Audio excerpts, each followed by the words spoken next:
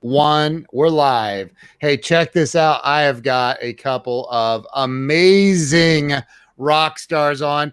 You guys all know Glenn Morshower and Jolene. I didn't write down your last name. Dang it. Look at me. I screwed up. But we have Jolene on with us from the UK. But first, I want you guys to check out this video. You might see some familiar people in it. Check this out.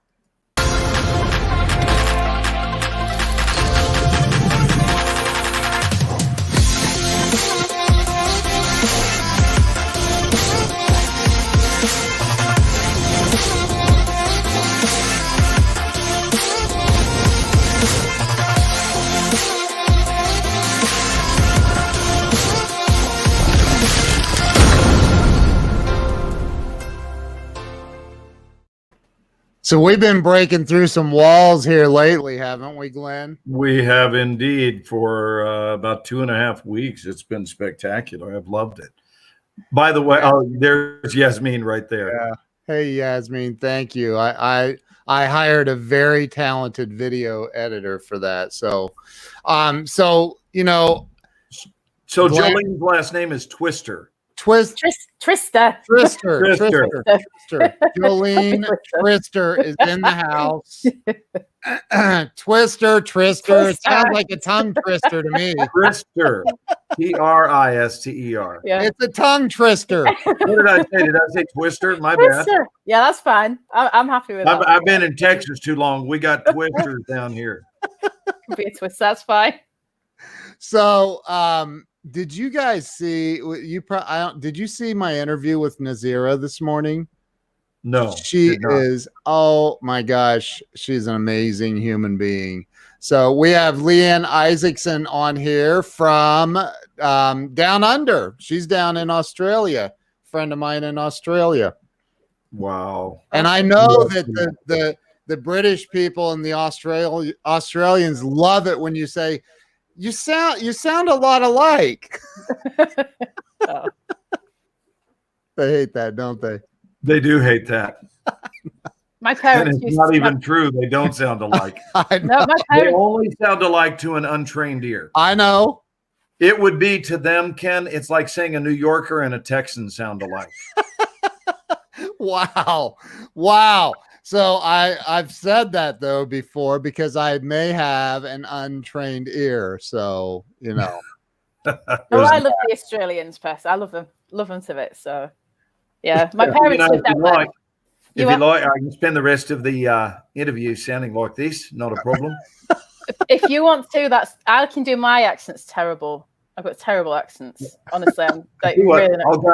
I'll go this way and do a Texas accent for the rest of the interview. She says neither of us have accents. It's the rest of the world.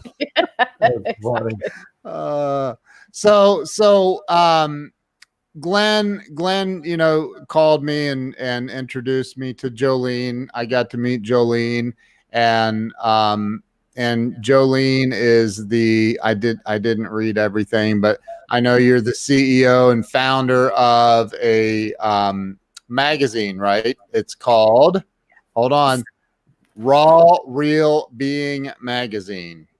Yes. Raw Real Being Magazine. And you're a spiritual teacher?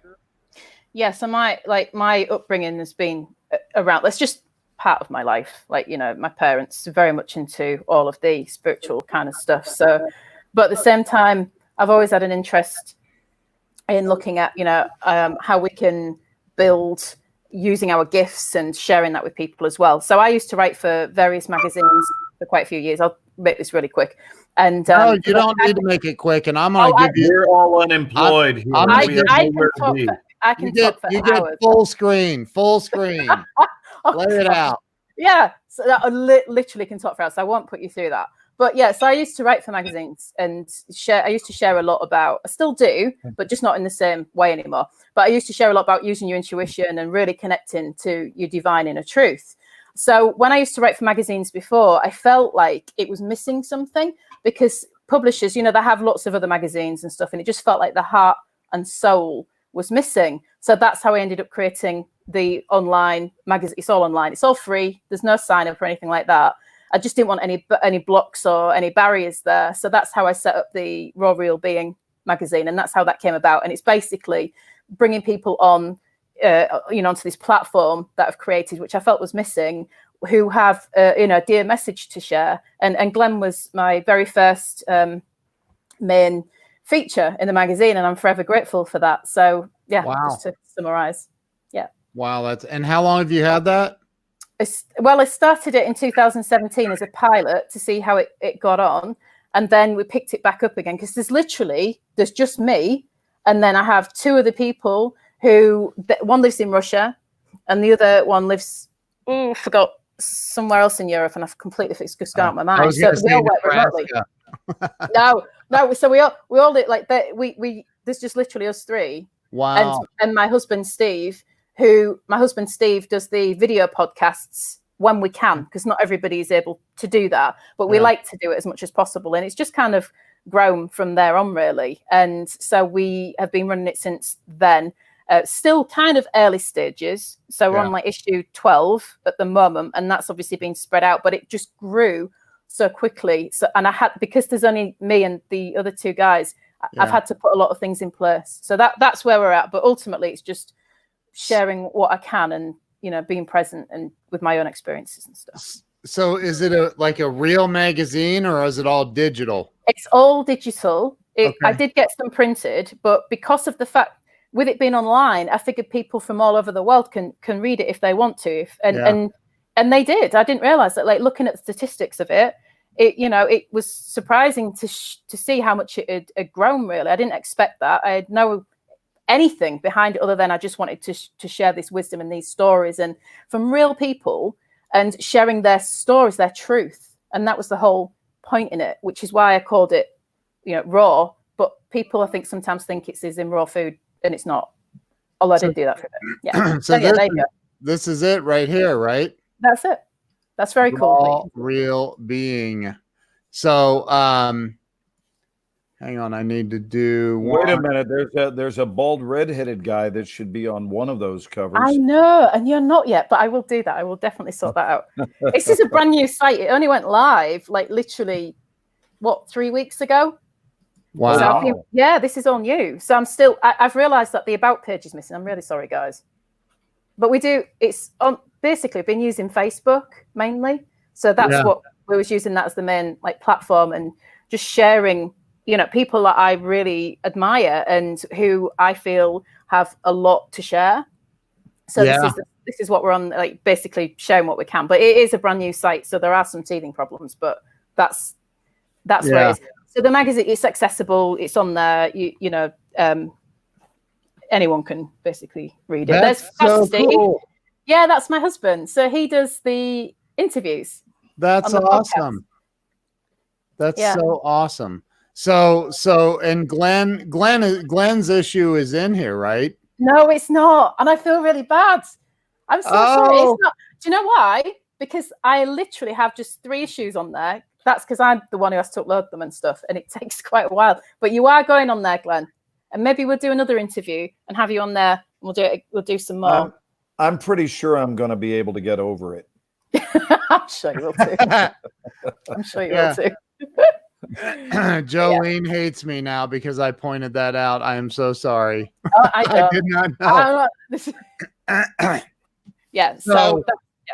So you that's pretty cool. So what, I know, Glenn, you have to go pretty soon, and I do too. Well, this is going to be a pretty quick live stream that we're doing. You sounded a little bit like Tweety Bird. A little bit, yes, I know. So this, we want to talk a little bit about Jolene from your perspective in the UK. What's going on over there? What's your perspective on this whole coronavirus? And I mean, it's global for sure. Yeah. Well, I mean, I live in a little town called Glastonbury. Well, it's just outside of there, which is where the main music festivals and stuff. Well, it's actually in a little village there. So we're in the countryside. We're not in the main cities, and we're all on lockdown here at the moment. So as it looks from outside my window, because that's really all we're seeing at the minute, it's just the same, apart from there's probably the animals are staring in at us as opposed to us staring out at them, which is a good thing, really. You know, that's not a bad thing. But we at the moment, we're on lockdown. We've been on lockdown since last week, since last Monday. But when we can go out to get food, you know, or if there's like medicines or anything like that, mainly for my family, it's been to go out and get food, and then also to exercise, which I didn't realize that it was only an hour a day. Now, I don't really exercise much anyway, so that's not a big deal for me, and I probably should exercise more, but I don't. But anyway, so I didn't know that until today, because it's the first time I went out on a proper walk. But what I was saying to Glenn earlier was that last week, There's my buddy I told you is in Sherwood Forest. Oh, right, okay. There, Hi, is that David? Yeah. So it all went into lockdown last week. It's all like we've never experienced anything like this, and you know, it's just been a really surreal time. But all I can say is, like, from where I'm based at and what I can see is that we have our daily bulletin from our government, not our prime minister, because he's got the virus, so it's not great. But at the moment, they have a bulletin at 5 p.m. ish every day. And I was just saying to Glenn last week, I was watching it every single day at 5 p.m. And honestly, like it's so consuming. It's like, yes, we need to know what's going on, but when you're seeing all of these like fear things coming out, like this amount of people have died today, and it's horrific. But at the same time, you know, you're absorbed in this world where when you're stuck in your house and you're watching the news, it's almost like the feeling of the end of the world. It can be like that, you know, and it's because we're not going outside. We don't really know what's going on because, well, we're not allowed out unless it's for food or unless it's to get, you know, medicines or anything like that. You're not even allowed to like walk outside. You can go for exercise, apparently, for an hour a day. That's what my husband told me today. I didn't realize it was an hour. I didn't think there was a limit on it. But anyway, it's so you can go for a walk, but you have to be within your family. Like, so you're not meant to see any family. You can't go visit anybody. So, you know, they're taking it really seriously here. But there's also this feeling of, like, last week when I was sat watching the TV, you can get in this bubble thinking that all it is it's like these statistics of these people who are dying, and there's, you know, this, like, the world's never experienced anything like that, which it hasn't. And I'm not saying anything other than we can really get caught up in that fear. And I found that last week, I was really feeling that, and looking at, you know, constantly want to see these updates, which I don't necessarily think is healthy, because our focus and our mindset is affected massively by these things, and it can absolutely make us feel powerless and like the world's going to end. Wow. You know, so it's very intense. And this is as I said, by the bulletins. That's every day, which I've stopped watching now because it was really like creating a sense of just complete panic and stuff. Whereas when you go to the supermarkets, I can only speak from here, and we're in, as I say, a small town. We're not in the cities. We're not near London, which, from what I can gather, is, you know, it's quite intense there. You know, as with any built-up area, right? But when you go to the supermarket here, it's a strange one, because you wouldn't think that this is going on at the moment, other than they've put measures in place where there's tape on the floor, you know, where you can stand so far apart from each other in the supermarket. Wow. And that they have, depending what time you go, they have a procedure in place where they'll only let so many people into the supermarkets. So sometimes you could be stood outside queuing. Did you see what David said here? He said only 50% of the UK is actually listening. He was out today, and there are loads of people out and about. Mm. Wow. Yeah, I mean, like here, when you go to the supermarket, you would never think that this is going on, other than, like I said, it's strange to what we've seen because of the fact that, you know, there's the measures in place where you've got to queue outside if you go when it's busy.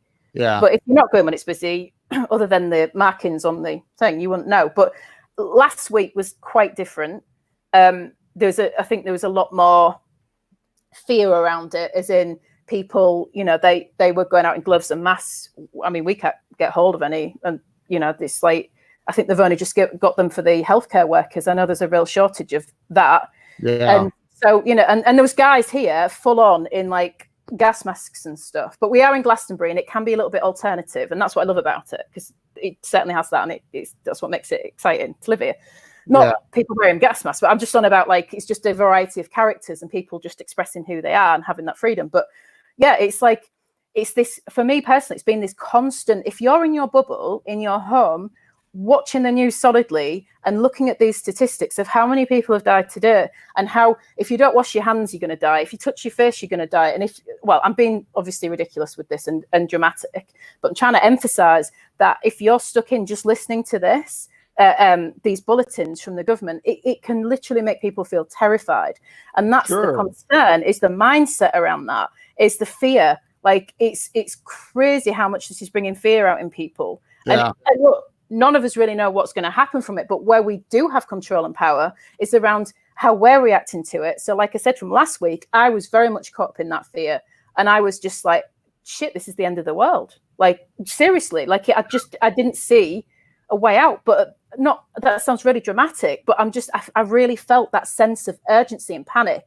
And because of my background and doing all of the different spiritual practice and putting everything into place that I've ever known and that I have found has helped me through different situations, I felt like I was failing. I felt like these things wasn't working, and I couldn't figure out why that was. And it felt like a real sense of just, I didn't know where to turn. I didn't know what to do. It felt like everything was out of control. When I stopped watching these news bulletins and when I just pulled away to find some sanity in it, and that's when I felt that peace. I felt that seeing this sort of the group formation of this fear is creating in and of itself this energy, sort of this group energy, which is kind of almost like pulling part of our soul out. Like, you know, it's like not, all right, that's a bit dramatic, but it felt like that to me. It felt like a crushing of the soul, because there's no like happy ending or anything to this right now, right? Because we've all got our own outcomes. We've all got our own feelings and thoughts, which is creating in and of itself. So there's many different outcomes for many different people. Yeah. Does that make sense? Jolene, go ahead. David wants to know what you said a little bit ago to Glenn and I. Do you see it on the screen? Are you from up north? Yes, I am, but I'm down south now. We were talking about the accents offline before we ever went live. That's hilarious. From Yorkshire. You'll find Jolene that Ken is in complete agreement. I am as well, but you know me, you don't know Ken. Ken's got very strong opinions about how much time needs to be spent watching the news. And I think he's recommending 0. Yeah. 0. Yeah, he just doesn't watch the news. He says he gave it up years ago. Yeah. Who, me? Yes. Oh, I did. 12, 13 years ago. And look, it's I see on Facebook things pop up, right? And I get sucked in, and I'll nope, I'm not doing it. Life is so much better. Like, and people are like, well, what if the world comes to an end? Look, if the world's coming to an end, I'm definitely going to find out at some point. And what can I do to change it? Well, that's it. It's not getting lost in that fear, is it? But I think everybody on some levels feeling something towards it, you know, and it's like, it's that place of, from my understanding, because I can only share from my thoughts and my feelings and what I believe to be true, as opposed to, you know, I'm not a fan of saying, this is how it is, and you've got to believe what I'm saying. I don't believe in that. I think it's about really getting to understand who we are during these times that we're in right now. And you know, a lot of this, not this virus in that sense, but these changing times were prophesized years and years and years ago. And, you know, it's about looking at it and going, how can I show up? How can I serve? That's what I believe. If you'd have asked me this last week, I'd have probably had a completely different answer for you, because I really got caught up in it. And also that we're told, watch what's going on. You need to know what's going on. That's what the government are putting out, like, you know, and it'll pop up on every single sort of device you're on. I even got a text message I'm like, where the hell did you get my number from? And you get a bit paranoid, you know, it's like, oh shit. But, you know, I've got nothing to hide. There's nothing, I don't give a shit really. But it was just one of those things which was a little bit weird for me, because genuinely I don't know where they got my number from, and I am curious to know where that was, but whatever. So it's this emphasis on where we can place our power, really. Do we want to place that power in the government or in these people who, which really have never had our interests, I don't believe, my own opinion, at the forefront of whatever's done. It's, it's not. So it's like, how can we respond and react to the situation that is going on at the moment? Do we crumble in fear, which I did last week? I didn't know what to do. Or do we look at this and say, actually, I do have a choice in this, and there are things I can do, and it might not be popular. It might not be popular to even say some of this because, I've noticed there's a lot of, because fear can bring up all kinds of stuff in people, and there's like arguing, and if you're even seeming to be slightly happy, how can you be happy through this? There's people losing their lives. But my point is this, there's such an emphasis on what's going on at the minute. And it's like Glenn mentioned earlier and was talking before, it's like a scoreboard of how many people have lost lives in all these different countries. And I think it's insane to be focusing on this stuff because we don't look at this on a day-to-day. Like before this happened, how many people are losing their lives through like hunger, through all these other things that, quite frankly, the media don't give a shit about before. Sorry, swearing, but they haven't. So why is it put in front of our faces right now to make us literally like on house arrest? Don't go out the house, you do as you're told, and you stay in line, and that's what you do, otherwise you'll be punished. I don't like that side of things, but I'm not suggesting that you go out and start spreading this virus, because I do believe it's a virus. I do think it's there. But I think question everything. Always question everything. Don't just believe what you're told. Yep, I agree. Because we're not puppets. We've got our own amazing systems within us that have been there for infinite amounts of time. Our ancestors knew. They've lived through all kinds of different things. Yeah. And it's like, it's a real time. I think there's many blessings in this, because I think it's a time to look at, and not from the people who've lost their lives. I don't mean it in any sense like that. I think it's terrible. But I'm on about as a collective humanity, because this might be the shake-up call for people to go, do you know what? I don't want my life to be dependent upon these systems. Right. Where as soon as they're taken away, there's nothing. And people's identities and livelihoods have gone just like that. Right. And I pray and I hope that this is a time for really about taking your power back and looking at perhaps using everything we've got, what's available to us now, but actually looking at what are we here for? What's our desires? What do we really want to do? Because I think it's an opportunity to see our deepest fears, ultimately death, losing our loved ones, not knowing who we are, not having any money, not being able to provide for families. But at the same time, there could also be simultaneously, on the different end of the stick, what are our greatest desires? Because these are the things where it can help us look into this. What is it? What is it I've got in me that I want to share with the world? What is it that I can give that perhaps I haven't even looked at before, because I've just had to keep going. I've had to keep this job. And it's like somebody's just took the carpet from under everybody to say, have a look. Have a look. What is important to you? And also prioritizing what is important. What's, like really looking at that, and who are important? Who are the very people that are keeping everything in place? I mean, like our front key workers, the people who are delivering all the food to the grocery store so that we can eat, the postman delivering all the different parcels and stuff, the carers who are looking after people who haven't got anyone, all the people maybe who've just been overlooked, the bin, our bin men or garbage, I know you guys have different saying for it, but the people who have to, take away our waste, otherwise we'd be living, quite frankly, in a pile of shit. So it's just looking at all of these different roles. Right. And also, I think it's that time to look at our lives and go, okay, so what is that greatness within us that perhaps we've been so scared of sharing? And then if you put in like a life and death situation, which some people are really feeling that, is that a time for that to come out and to share that with the world?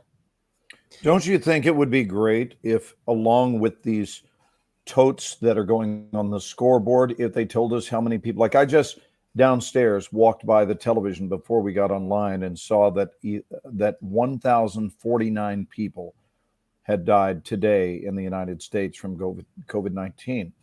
And what I think deserves to be also broadcast is how many arrivals were there? Mm. How many arrivals were there in the world today? Mm. How many births were there? Right. Because then we learn a little bit about counterbalance. Yeah. Does it make it less tragic? No, but it doesn't place all of our attention on this thing that is going on, which certainly we need to be very aware of and mindful of. And I've been playing by the rules for today, by the way, is 22 days. Wow. For 22 days, I've been shut down here. We have been at the house, and for 22 days, it's been about what is our best response here. So we have a term in the U.S. We talk about first responders. Do they use the term first responders in the U.K. when you're referring to medical personnel and firefighters and so forth? Do they call them first responders? Well, more like frontline staff, so key workers. Key workers. So here we don't say key workers, we say first responders. And what my coaching has been that I've offered via Ken and online together is that in addition to being first responders, I think first is not the most important. I think being best is the most important. And actually, both combined is really when we are at our optimum level, when we are both first on the scene and we have the healthiest response. So I coach people to be best responders to whatever is going on right now. And I think that we're being called to respond in the highest available way. Otherwise, we're going to miss the opportunity for those that survive.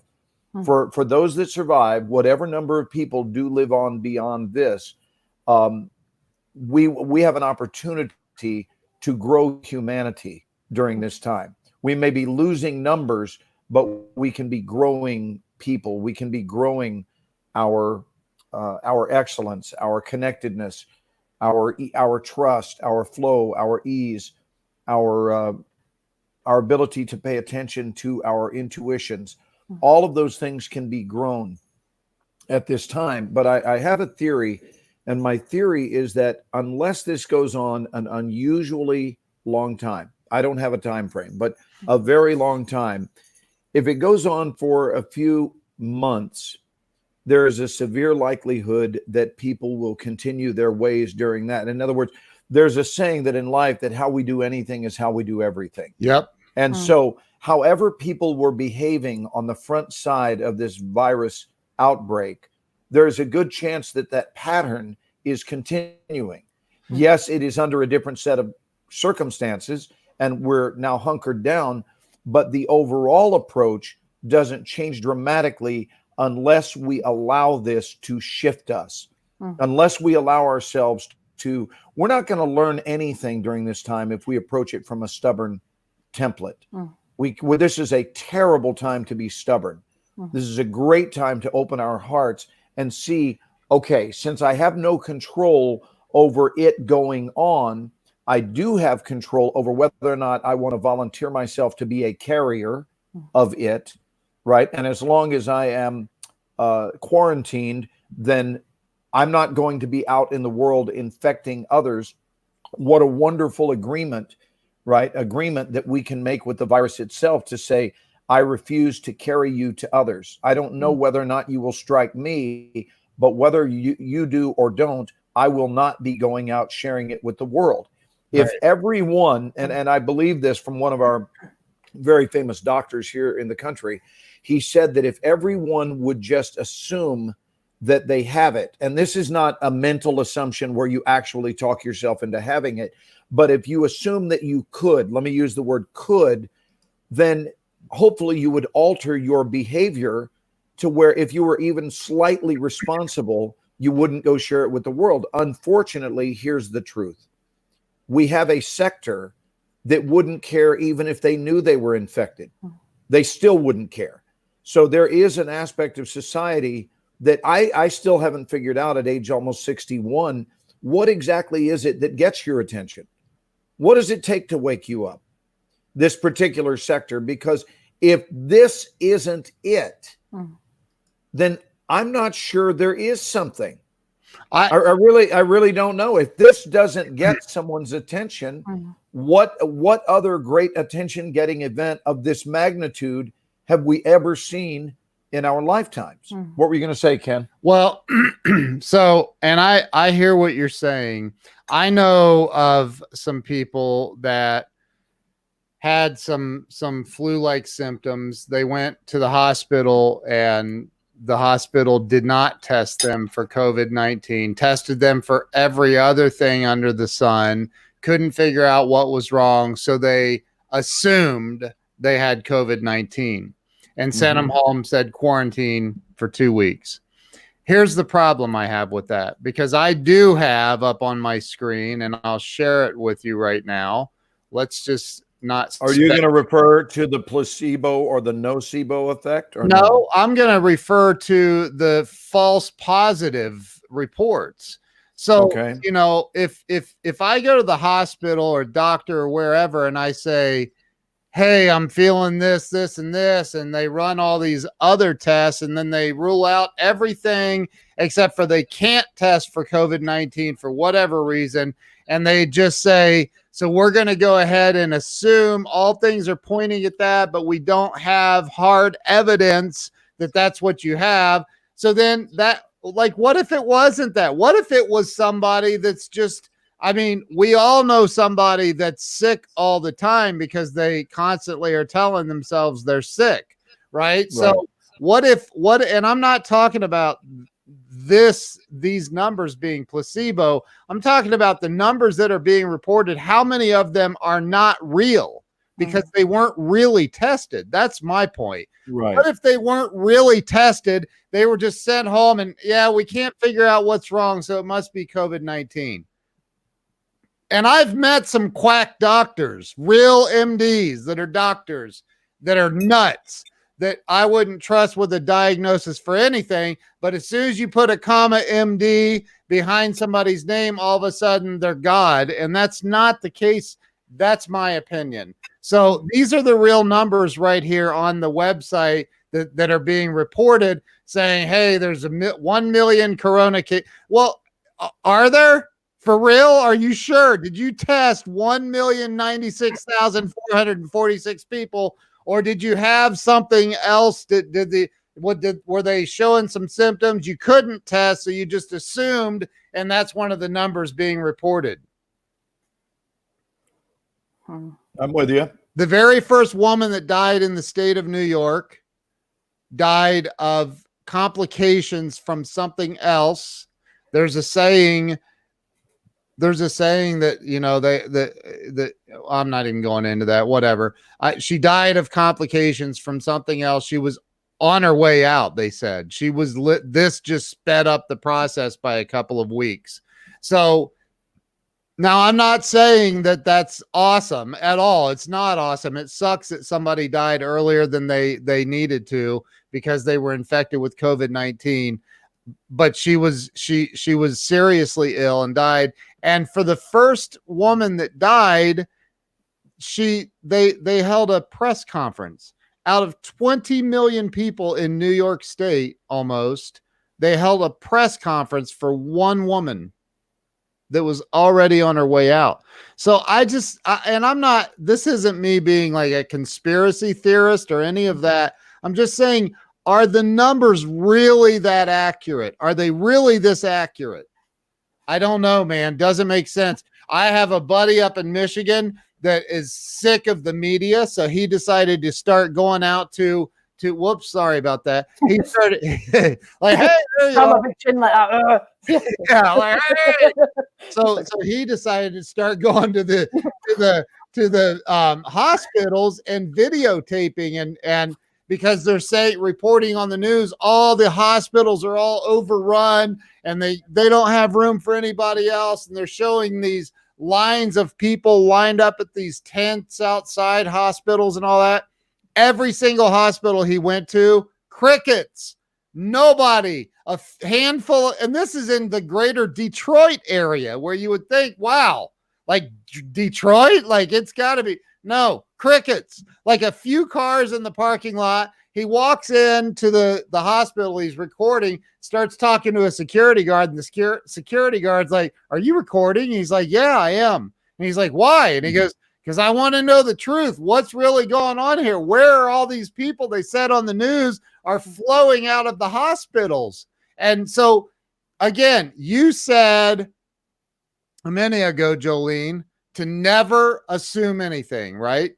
Never assume anything. I think there's, again, I was saying to Glenn earlier, like we just expressing some of my own thoughts on it. And I have watched a number of documentaries. Some have been quite wacky over the years, not just now.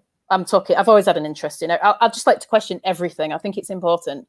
I think as soon as we're told this is how it is and this is what you've got to believe, is a very dangerous place to be. I just do. It's just as a human being. High five right here. Come on, high five. There you go. On the camera. Yeah. Will you repeat that, please, to make sure it lands for everybody? Okay.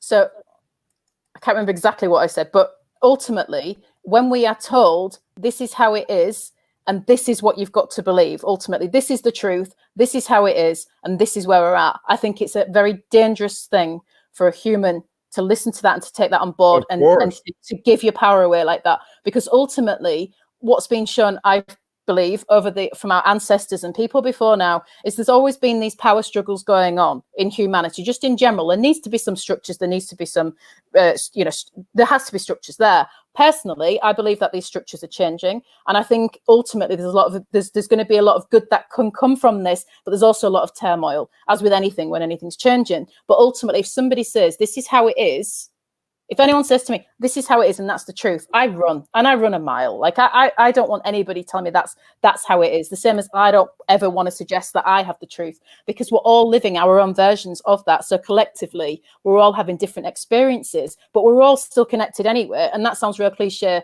And I know there's a lot of people putting out that sort of stuff. I'm just saying it from a real perspective, person to person. It's that we are all ultimately connected, but it's how we're reacting to this. Because I think, completely agree with you. How will we ever know, really, the figures? How are we ever going to know that? How are we going to know that? And it's like, just in comparison to other things that have been going on in the world before this, we're only shown and fed the certain things that is, I believe, being purposely fed to us. Now, I do think there's a virus. Like I said, I do genuinely think that's real. I do think it's there, because we can go quite far out with the conspiracy stuff. Like I've literally gone in a hole for like 5 days watching shit and gone, oh my God, I dare come out again because there's aliens, all this kind of stuff. And it's like a rabbit hole.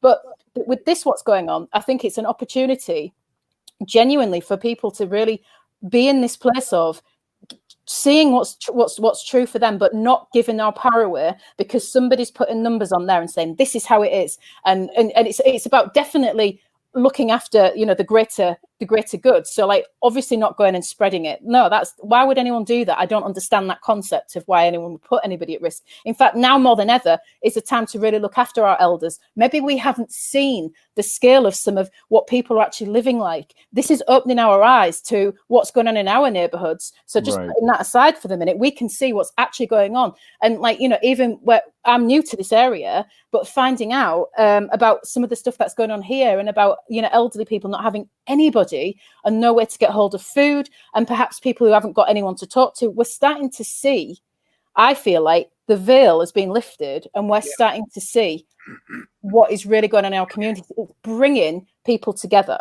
on some level, whether we like it or not. It's amazing we have this technology to do this stuff. It's amazing that we can connect from here. I mean, it's like 12:30, night for me. I don't know what every time it is for you guys, but we're able to be online to connect like this. And I think that's an incredible piece of equipment that we can do that. Like if this had been like 100 years ago, there's no way we could have done this. So it's looking at it and saying how, like truly, without buying into everything we're being told, because if we listen to that and we spoon fed it, like, oh, there's this, it's like, no, question everything. Get the hell away from all of the news, all of the media. Take yourself off somewhere away from everything, your partner, your dog, your whatever the hell. Just get away from everything and spend some time. Except us. Don't take yourself away from us. Leave your buddies online so that we can talk. And share this out. For the love of God, share it out. Listen, I do want to ask, I want to bring this comment up real quick, because this is what I'm talking about. Reports are sent out to the hospitals and medical associations telling doctors, stating if there are multiple symptoms like a heart condition, pneumonia, and COVID, then COVID is listed as the cause of death.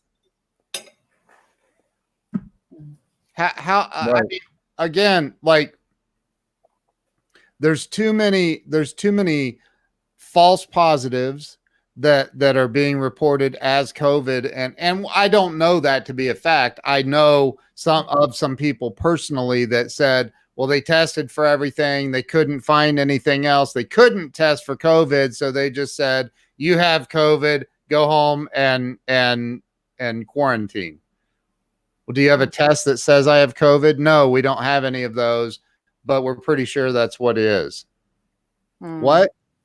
Like that's like, and yes, that, you know, again, I'm not getting into the conspiracy stuff. I'm just saying, like, why aren't there more people questioning that? Like, instead of assuming, you know, we all, and Glenn, we've talked about this a gazillion times. Yeah, for the last several weeks we have. Yeah, it's like, you know, the what we think has so much power over our lives, over our physical well-beingness. Sure, right? Because it generates all the way down to a molecular level. It does. You know, so if we're buying it in our mind, whatever we're being fed by the media, our cells are next in line, down the line. It's not the very next thing, but down the line. Then we believe and believe and believe all the way down to where it becomes a manifestation. Yep. Right. 100%. And Dr. Wayne Dyer wrote a story in one of his books. I've read them all, but one of them, he tells a story about a guy that works in the rail yards, ends up getting locked into this refrigerated car, and it's over the whole weekend. And he's like, it's freezing in here. You know, they keep those sub-zero, and he didn't have a jacket or anything. And he's in there, and they find him Monday morning slumped over with a sign that's where he had found something to write on this piece of cardboard saying it's getting colder, it's getting colder. And they found him slumped over dead with this piece of cardboard in his hand. And this is a true story. And they found out that the refrigerated car actually wasn't even in service. It was in there for work. And it was like 56 degrees inside of this thing. I mean, that would be a cold weekend, but it's not cold enough to kill you. So like whatever the temperature was, it was the placebo that killed him. He believed strongly enough that it was below zero in that car or whatever, that he was going to die. And he did. So again, I'm not saying that that's what this is. I'm not saying that. Obviously there's something out there. There's something, right? And I know that there are people that say, hey, I you know, so-and-so died from this. I don't personally know anyone, but I hear about it every now and then on you know, reports. And my question is, are they already, was there something already wrong? Because that seems, Glenn, you just said something about it a little bit ago. It seems to be that it's affecting people who are way older. I've seen reports that like a humongous percentage of even the elderly that have gotten this virus have recovered. So like again, I was going to say, sorry, Ken, they're saying a bit different over here. There's now saying the media's putting out anybody can die of this at any age, and we're seeing an increase. Yeah, we've heard that over here too. Yeah. Like they're putting that out. And also, so just to add to what you said earlier, sorry to interrupt, it's just that you mentioned about somebody going around the hospitals. Well, today in one of the newspapers, it was put out that a guy had gone into a hospital and he'd gone with a camera and gone and looked around and said, there's no one here. And he actually got, again, this was in a Metro newspaper, a London newspaper over here, and he got jailed for 3 months. Wow. And a fine. Yeah. So that why? Why would they put him in jail? Well, the thing is, I think we're in a place in humanity at the moment where if we question the status quo and if we question authority, then, you know, if people are wanting authority and they're wanting to bring in these vaccines and they're calling for that, then when you speak up against somebody who believes that's all there is and that these authority figures who supposedly have always had our well-being at heart, really? Go have a look at history. I don't think they have. But anyway, like, you know, it's like looking at this and then saying, actually, something doesn't feel quite right. And I think from what I can gather, the conversations I'm feeling like that I'm feeling out with my friends and family and stuff, you know, there's a whole mixture of conversations, but everybody I've spoken to has said something just doesn't feel right. And I don't know if it's not just because the times we're in, it's because we have no concrete anything. There's nothing there. So this is why I'm saying question everything. But I also believe there was a massive, massive influx, I'd say over the past, you know, certainly 10 to 15 years of personal development stuff being put out to the masses, The Secret being one of them.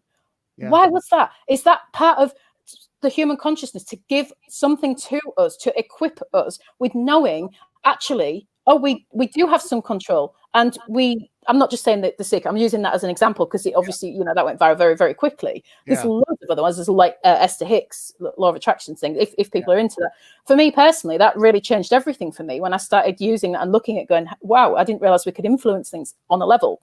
Yeah. So knowing that, and that we can actually apply that into our own worlds, no matter what's going on in the world, because that's where we have got that control, is to go over our thoughts and feelings. Do we want to feed this mass hysteria and this mass panic and this mass complete this upset, which is going on some level? But at the same time, if people question that often, then there's the people who are absolutely believing everything that's being told, and this is how it is because that's what we're being told.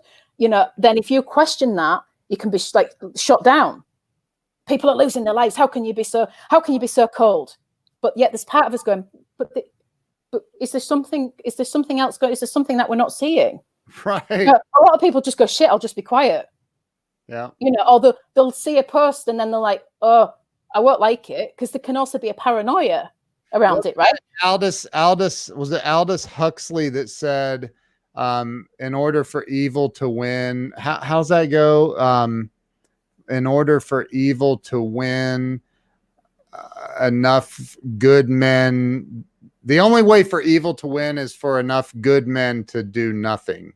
And I just butchered it. It's much more elegant than that.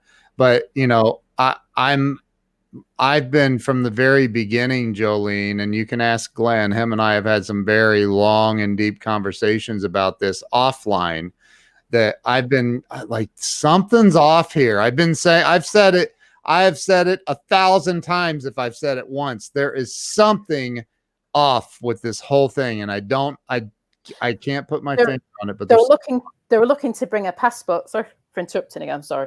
Get on. I'm like, I was so excited to have this conversation with you. Let me say something here. Can I just say that, Ken, did I give you the gift of someone who finally is as passionate as I am?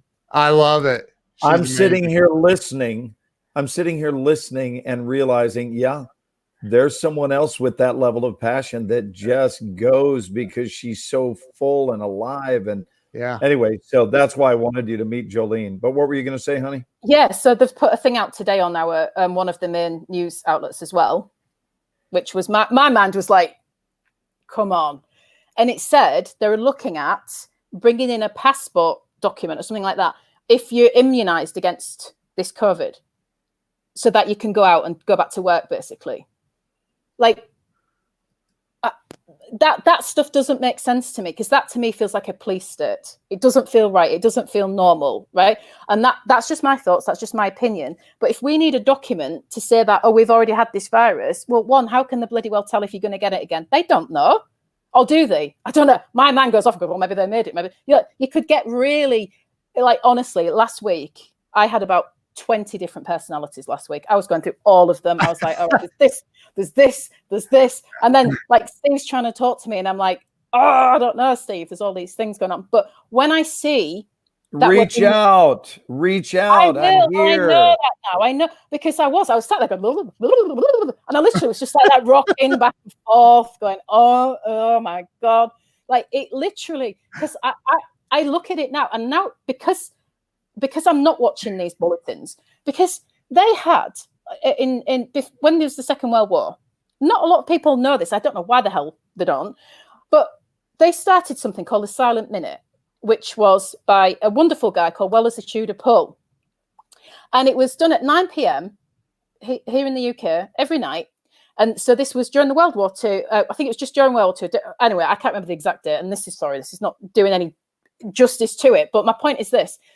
They created this silent minute. It was during World War II. Yeah. So they created this silent minute where the country would come together for literally 1 minute, and they would all focus on calling in like a higher power. So there's no religious, it has to be this way. It was just whatever you believe. It's something bigger and greater. And maybe perhaps people that had lost their lives in the war, and calling them in for help. There is a backstory to it. But anyway, so they would do this in the UK to bring this together so that people from across the country for 1 minute would be all focusing on something really positive, light, and calling in the unseen help. And when I say unseen, I'm talking from a positive, not how it's being used at the minute or misused, that we're having a war against an invisible force. Haven't we always been having a war against an invisible force? But there's a lot of invisible forces that are here to help us as well. So they used to do this silent minute. And so one of the things that had been said from a German guy who was he was captured, and he had said, the English guy had said to him about, what do you think our greatest weapon was in the war? And he said, I'll tell you what that was. And it was something called the silent minute, and nothing could overcome that. I'll have to send you the link for this because it's a fascinating story. And so when you have a group collective that come together, I'm sharing this for a reason, because if people are coming together to focus on the positives to come together, obviously that was when was it? Well, in World War II, right? So people losing lives left, right, and centres, anarchy, there's war, there's all sorts. But yet people are coming together with that emphasis. So if you've got a news bulletin and people are coming together at 5 p.m. to see how basically horrible everything is right now, what the hell is that creating in the unseen world? Right. So that's my point. It's like, what are we doing? Like this, there's so much more. That's the mental virus that I was talking about. Yeah. It's just, so for me, it feels insane. It feels insane. It's like insanity. I did it. I watched willingly last week, rocking back and forth. Don't go up the house. Because it really felt that overwhelming. And then you look like you're auditioning for the movie The Exorcist. Right. It does. It looks like an actor. Yeah. It felt like that. So it's like, because when you're being told, oh, look today, do you want to see how many cases are in your area? Do you want to see how many people are going to die? Did you know you're going to die? Did you know that people are going to die just because you're young? Doesn't mean you're not going to die. And I'm like, but we're all going to bloody well die at some point. I'm not saying this to be horrible, but I'm like, I don't need someone telling me that every single day, because then my mindset is feeding that, going, oh, yeah, I'm going to, what if we get the virus? What if we do? But it's a place where it's like, how can that be healthy? I think that's dangerous having that. I do, because it literally, that's us giving our power. That's just giving our power away. That's just like saying, there you go, have my soul. I'm good. And it reminds me, I said to Glenn about this, and I don't recommend that anybody watches this right now. It's not the time. But I watched the film 1984 quite a few years ago. Yeah.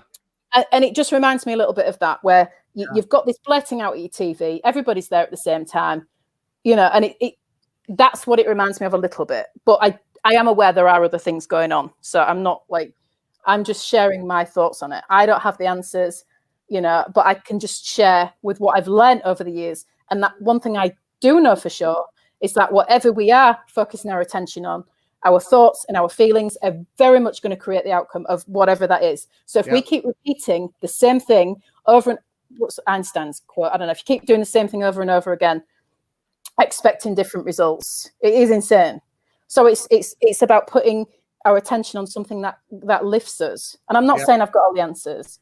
I don't. I absolutely don't. I can only share that how I was last week, literally like, I felt like I was off The Exorcist. I'm not even kidding. I was just like, I don't know what's going on with our world anymore. But Glenn, now I feel. Glenn, are you okay with time, Glenn? It's 7:40. Yeah, I actually need to catch Jana's concert. I'm 15 minutes late right now, but I'm just very stimulated by what you guys are saying.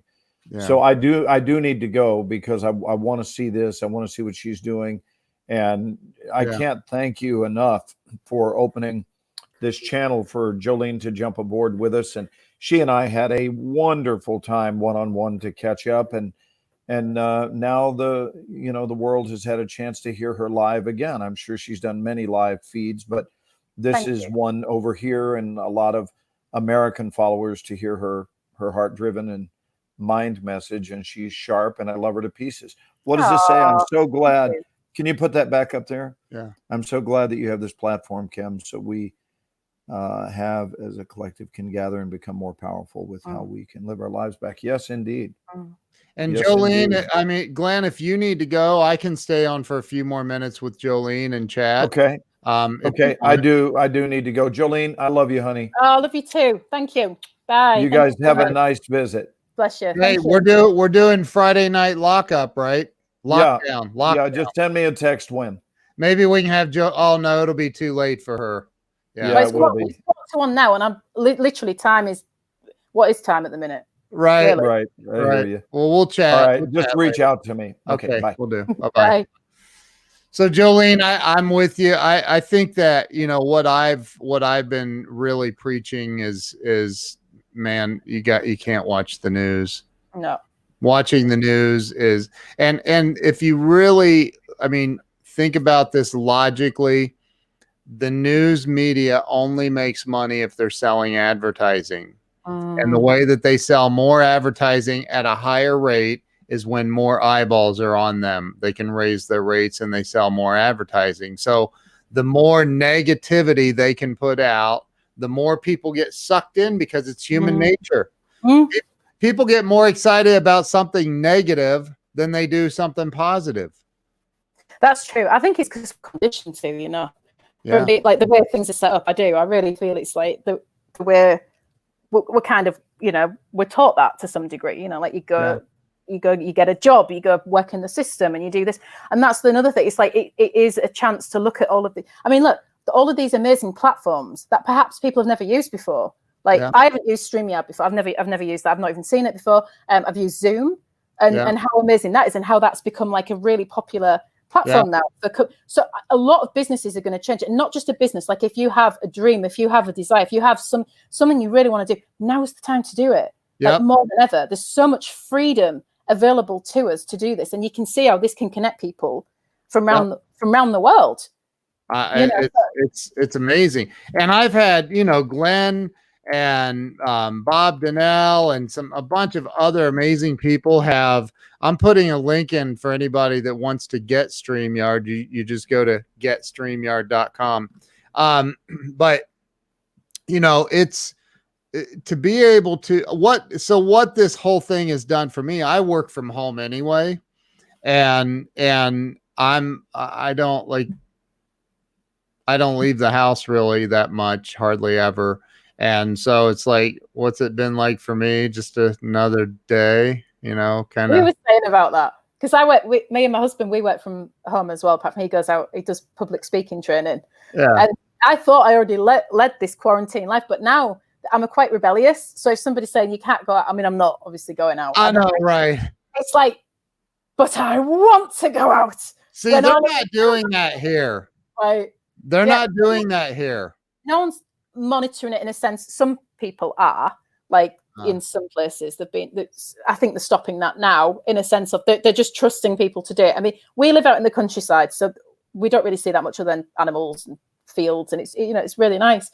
But it's that we're in our own bubble, but it's what sort of bubble do you want to be in? Because like I said last week, it was just complete fear and out the house, and you go to the supermarket and everyone's kind of on edge or whatever. Whereas today was totally different. Yeah. Just a bit more like, I don't know if I can explain it, not normal, but it didn't feel quite as scary, as what it did last week. Because when as you know yourself, if so, for example, if we're being shown like we're not really taught this from a kid. I'm hoping they're doing that more now, but you can do anything you want. You can be anything you want. And here you go. This is what you do. So these are some of the tools. These are some of the techniques you can use from being a child. And having that repeated again and again and again, people, what an amazing society that would be. But we're not. We're force fed. Yep. Well, you go get a job, you go in the system, and you do this, and you do, and it's like there has to be some structure, but at the same time, is that benefiting humanity as a whole, or have we gone to a new place now? And as I said, these times of change, of these what we're going through now, were predicted years ago. What's crazy is the United States of America, the USA exists because I don't know, some people in the monarchy wanted some other people to behave and do it the way they're told to do it, and they just said, yeah, no, we're not doing that anymore. We're out of here, and they left. Find a new world. And that's why this country exists. Like, we wouldn't have been out looking for a new place to live had I don't, I mean, again, I think that, I did hear about a pastor of a church in Tampa, Florida. I think, I saw that they arrested this guy because he held service, even though they're supposed to not be in service. He held a service, and a bunch of people showed up at a place of faith, a church, and he got arrested. The pastor did. Like, what the hell? What? Yeah. Anyway, like, again, I get it. There's something off, though. There's something off with this. Something, and you see, I think when we're listening to our gut and our instincts, it always will lead us in the right direction. It's just we're not taught to do that. We're never taught to do that. We're taught to do as we're told ultimately. So then it's like, if we disconnect from that, it's about rebuilding that muscle again and getting used to it. But we know our gut will tell us when something's not quite right. Yeah. And I think that's what is kind of going at the minute. And who knows? Will we ever be told the truth? Who knows? Have we ever been told the truth? It's like, this is why I think just being able to connect and share our thoughts and have these conversations openly without feeling like we're being, like restricted, or without feeling like they'll be persecuted for speaking out against like the norm. And, we're not saying this is how it is. We're just having a conversation, having these important conversations so that we're able to say, we're in different countries. It's like, that doesn't matter right now, because everybody's able to connect on some, in some way, shape or form, where we can express and go, okay, well, how do you feel about this? Versus this is how it is, and this is what you're all going to do. So it's about keeping that stimulated conversation going without just getting stuck in that, oh, this is how it is, which could be very easy to do that. But anyway, thank you for bringing me on, Ken. Thank you. And I don't know. I mean, Glenn and we'll probably go maybe do a live later on this, but it'll be late. It'll be like 3 a.m. your time when we do it. So I will be asleep at that point. Yeah. So, but hey, and we're friends on Facebook now. So that's awesome. Nice connecting with you. And I say that, Wayne Dyer used to talk about Joe Ingram. That's a friend of mine. He's funny. He's ridiculous. He loves your accent. So Wayne Dyer talked about Deepak Chopra used to be one of his mentors, and he would call up Deepak and say, Deepak, like, things are going really, really crazy right now, and yeah, I understand, Wayne, meditate. And you don't know, you don't understand, she said this and da da da. And he would say, Wayne, meditate. And then he would hang up. And he's like, and that used to get me so upset. He just hung up on me. He thinks the answer to the world's problems, my problems, are meditate. Are you kidding me? So I would get all worked up, and then I would finally go meditate, and the answers would come to me. Everything would calm down. So, I think that once we learn how to do that, and I've meditated every single day of my life for 16 and a half years. So once we learn to drop down in and connect to the light, the answers, because God lives inside of us. Whatever you want to choose to call God, he, she, it, that power is there. It's there. And all you have to do is learn to shut up for a minute, right? Just stop talking. I've always heard that prayer is talking to God, meditation is listening to God, right? Yeah, it's a powerful one. That I remember reading that myself and going, wow, It's true. Really, like, yeah. It's true. Yeah. So and how many of us pray, but we don't, well, I'm saying that, or not even necessarily praying, but just speaking to, in our minds or whatever and asking for help. Yeah. But not listening. Yeah. Because we don't take enough time to stop the chatter going on up here and drop down inside. And it does take a little bit of practice and work. It's not hard work. It's actually very relaxing work. But once we learn how to just like turn off the crazy chatter going on up here. So not feeding it either, like with the news out. Turn the news off. Even like on YouTube, right? There's loads of videos on there, and there's one which I play regularly in the house, and it's I can't remember what it's called, like house clearing music or something like that. But it's just really nice to have on, in the background, just to change it up. So because I think some people think meditating, you've got to sit and do it in a proper, it has to be in a certain way. Whereas actually just quieting your mind and taking your focus off, whatever's being put out to us, and instead putting some music on and just going there first, even just as a first step, can be massively changing. Yeah. But anyway, I'm really looking forward to. And don't touch your face. Don't touch your face. I saw it really made me laugh. Somebody put out, because you got to find humor in this. Right. And it said, I don't know who it was. It said, out of all the crazy shit I've done in my life, if I die from touching my face, I'll be really pissed off. And I don't know, really made me laugh. I'm like, that is brilliant. Like, it's, you got to find some humor in it. That's right. Otherwise it can just be. But yeah, and I all the time like that, I'm seeing on there going, I don't touch my face. Yeah, right. The average human being touches their face like 25. I heard like 25 times an hour, and I'm like, I think it's more than that. I'm touching my face right now. I think it might be a lot more than that, actually. And it can make you OCD because you're just constantly like washing my hands. washing my hands. Yeah, I got a scratch. I got an itch. Whatever. I mean, this has gotten insane. Again, I'm not minimizing anything at all, and I know you're not either. But it's like, come on, man.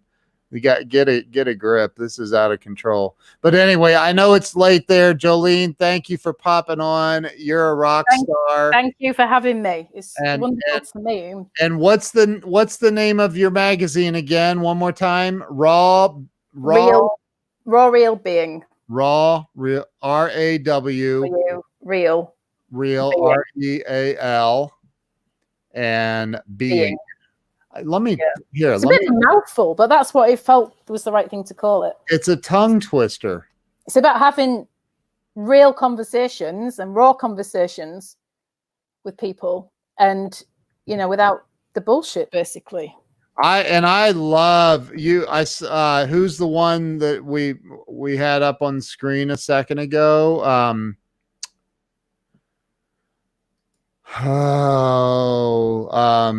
Joe from the Secret. Oh, Joe Vitale. Yeah, he's awesome. Vitale. He's awesome. Yeah, love that guy. Honestly, it's just so good. We did have David Icke on there. He's got some really interesting views. Wow. And yeah, that was. I got a lot of feedback from that one. That was the second one I did, but everybody, I feel like everybody can have their own opinion, and I wanted it to be a place where people could share their opinions and stuff on it. And actually, that interview's had the most reads out of any of them. Wow, that's awesome. Yeah. That's awesome. Well, listen, thank you so much. I'm gonna get you on my show. I'm gonna interview you one day on my show. Thank you. Love to do that. So, awesome. all right, hey, you have a wonderful night. Thank you so much. And you. All right, we'll see you later. Thank you, guys. Everybody that's been on here and shared it out. Have a great night. Thank you. Bye.